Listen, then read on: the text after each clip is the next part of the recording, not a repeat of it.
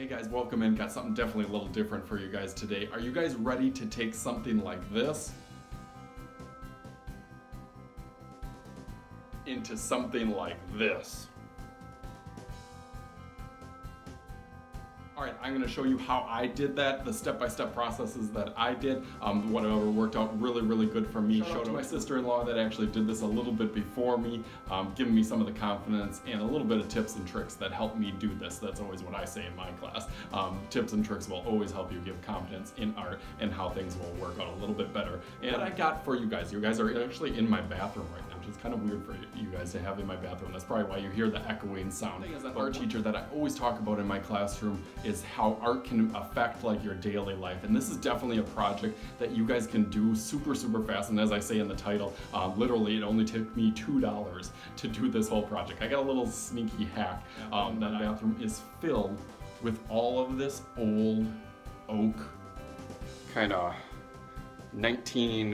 I would say 90s style cabinets. So that's the cabinets that I actually have, and we've kind of updated, we kind of put little fixtures onto here. So as I flip this around, you can see very 90s style. We kind of updated a little bit. We kind of did the new fixtures on there, the new kind of door pulls and everything, added some nickel onto there. But the oak or the country oak style is still really outdated, and it just kind of throws it back into that 90s style. All the trim and everything is like that too. So what I'm gonna do is I'm gonna show you guys really easily. I'm gonna show you guys how you can take something like this into something like this. Now, isn't that a pretty dramatic difference from one to the other? And would you believe that I only did it for $2? Let me tell you. $2. Why, and I'll actually show you a little bit better. Finish turns out really good, and somehow I only did this for $2. This is the stuff that I used. It is from Menards, but I'm sure they sell it other places. It is DuraClean Dutch Boy cabinet door and trim. How I got this for $2, which I guess is kind of an illegal move in Menards, but I didn't do it on purpose. I actually tried to let me flip with Menards with my 3 kids and wife, and we just got distracted. I was in getting this mixed up, and they mixed it and everything and turned it a really dark color, which I'll put in the comments down below. Let me see, or in the description. It is Velvet Night, so it is a Velvet Night color. Ooh, it's kind of warm down here. It's kind of warm in my house. So sorry about that, but it is a Velvet Night, so it's actually kind of like a purple tint onto there. But it definitely comes out a little bit blackish when you mix it with the cabinet onto there. But how I got an incredible deal was while I was shopping with my family and everything, just got distracted, got it mixed up. I picked out what I wanted, and we actually forgot about it. Like we left the store and then got home and I'm like, oh, darn it, I forgot the paint there. So I went back the next day or the day after, and by working at Menards, I already knew that they would probably put it in the bargain area because it was mixed up paint already, and it turned out it was in the bargain area for $1. So literally all I spent was $1 on this, which I think it still says, yes, it still says $1 onto there. And then I got my foam brush for like 50 cents also. So literally it was a $2 project. I think it turned out really awesome. I was definitely happy with it. Some of the tips that I definitely use onto it, sorry, you don't need to see my sweaty face onto there.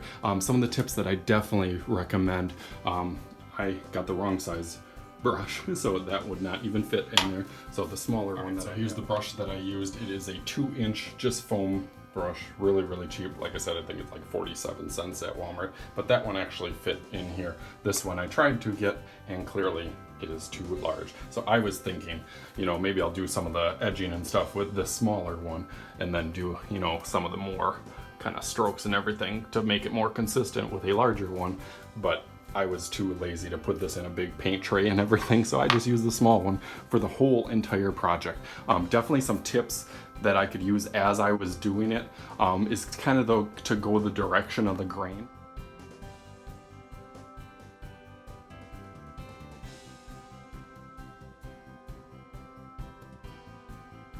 And a little tip that I did is I just took a wood piece, just this random wood piece, that I had, and I actually just painted a couple different ways. This was actually the way that I kind of turned out doing, is when I kind of painted, try to set this down here as I hold it, is I try to paint kind of the direction of the grain. So I kind of did that.